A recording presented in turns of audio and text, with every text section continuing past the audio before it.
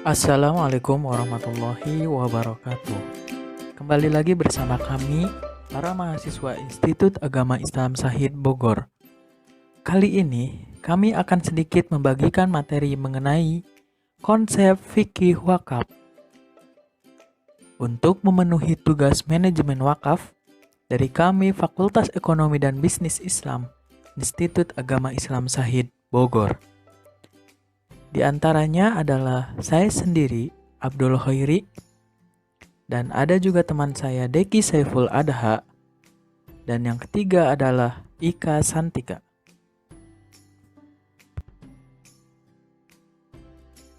Pengertian wakaf. Makna wakaf adalah menahan zatnya benda dan memanfaatkan hasilnya, atau menahan zatnya dan menyedekahkan manfaatnya agar bisa dipakai dan disedekahkan kepada orang banyak. Ada juga pengertian wakaf menurut fikih 4 mazhab. Yang pertama adalah menurut Imam Abu Hanifah atau mazhab Hanafiyah. Wakaf adalah menahan suatu benda yang menurut hukum tetapi tetap milik si wakif dalam rangka mempergunakan manfaatnya untuk kebajikan.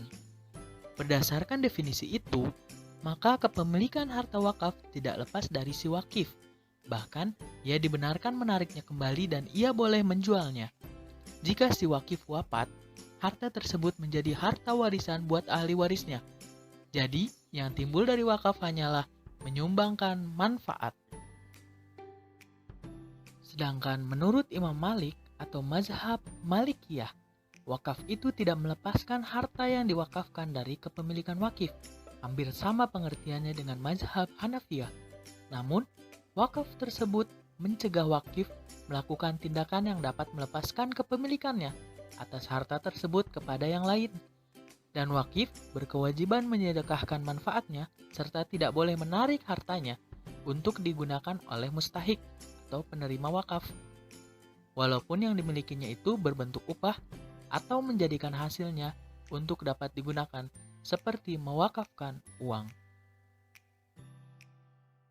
Sedangkan pengertian wakaf menurut mazhab Syafi'iyah, Hambaliyah dan sebagian Hanafiyah menyatakan bahwa wakaf adalah mendayagunakan harta untuk diambil manfaatnya dengan mempertahankan zatnya benda tersebut dan memutus wakif untuk mendayagunakan harta tersebut. Wakif tidak boleh melakukan apa saja terhadap harta yang diwakafkan. Jadi, kepemilikan dari benda tersebut adalah sepenuhnya milik Allah Subhanahu wa Ta'ala dan manfaatnya disedekahkan untuk keperluan masyarakat atau orang banyak di sekitarnya. Sedangkan menurut Undang-Undang Nomor 41 Tahun 2004 tentang wakaf dalam bab 1 pasal 1 ayat 1 dijelaskan bahwa wakaf adalah perbuatan hukum wakif untuk memisahkan atau menyerahkan sebagian harta benda miliknya untuk dimanfaatkan selamanya atau untuk jangka waktu tertentu sesuai dengan kepentingannya guna keperluan ibadah dan kesejahteraan umum menurut syariah.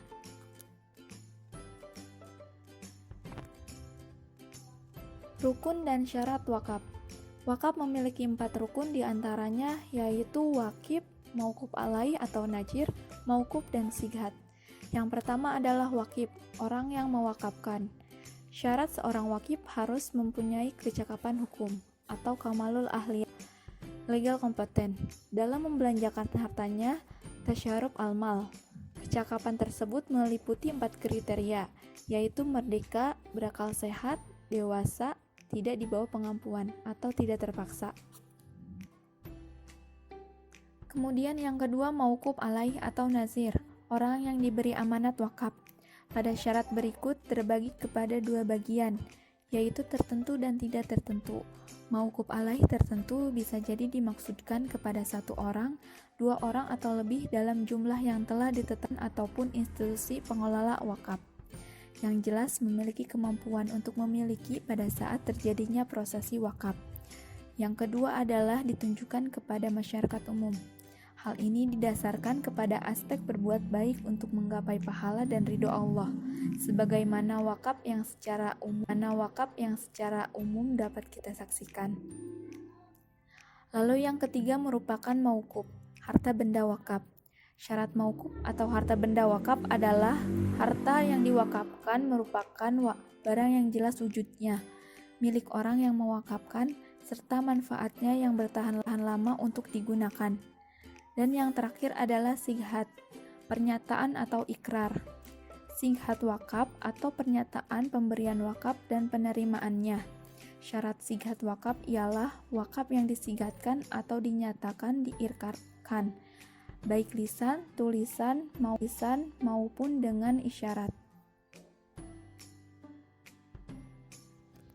Selanjutnya adalah mengenai perbedaan zakat, infak, sedekah, dan wakaf atau ziswab.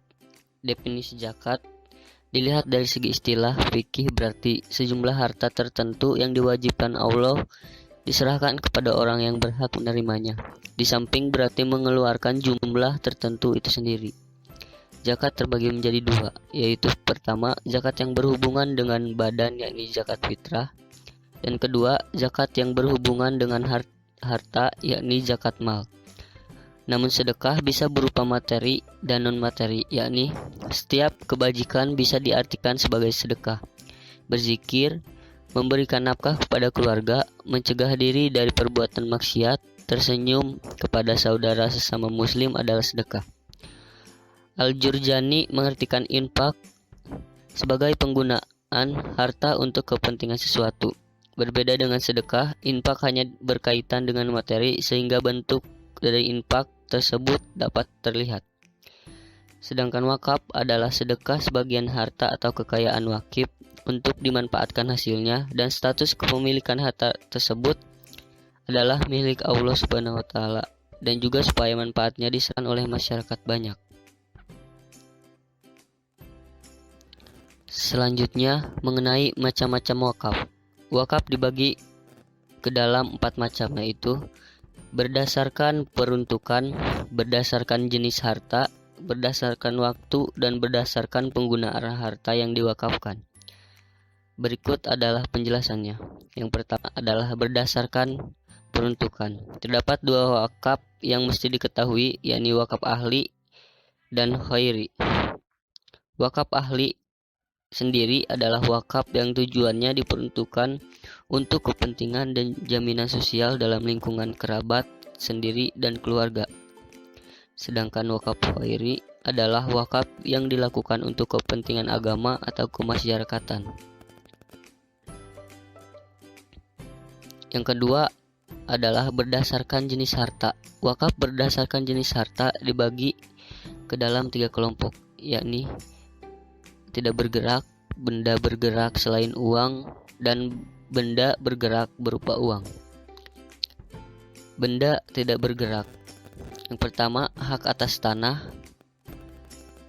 yakni hak milik. Yang kedua, bangunan atau bagian bangunan atau satuan rumah susun. Yang ketiga, benda tidak bergerak lainnya. Lalu, benda bergerak selain uang, yaitu yang pertama, benda yang dapat berpindah, benda yang bisa dihabiskan dan yang tidak. Lalu air dan bahan bakar minyak. Benda bergerak karena sifatnya yang bisa diwakafkan. Surat berharga, hak atas kekayaan intelektual, dan hak atas benda bergerak lainnya.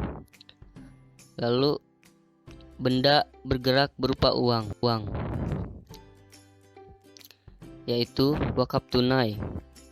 Kemudian selanjutnya berdasarkan waktu. Terdapat 2 macam wakaf berdasarkan waktu, yakni mu'abad, yaitu wakaf yang diberikan untuk selamanya. Lalu mu'akhor, yaitu wakaf yang diberikan dalam jangka waktu tertentu. Selanjutnya berdasarkan penggunaan harta yang diwakafkan. Berdasarkan penggunaan harta yang diwakafkan, wakaf dikelompokkan menjadi 2 macam, yaitu ubasyir dan mistismari. Ubasyir adalah harta wakaf yang bermanfaat bagi pelayanan masyarakat dan bisa digunakan secara langsung seperti madrasah dan rumah sakit. Sedangkan istismari adalah wakaf yang ditunjukkan untuk penanaman modal dalam produksi barang dan hasilnya diwakafkan sesuai keinginan pewakaf. Jadi, dapat ditarik dari kesimpulan bahwa makna wakaf adalah penyerahan harta benda wakif kepada pengelola wakaf agar dikelola dan manfaatnya dapat dirasakan orang banyak, serta hakikat dari kepemilikan segala sesuatunya adalah milik Allah Subhanahu wa Ta'ala. Sekian dari kelompok kami. Bila ada kurang, mohon dimaafkan. Wallahul muwafiq ila aqwamit thoriq. Wassalamualaikum warahmatullahi wabarakatuh. Bye bye teman-teman.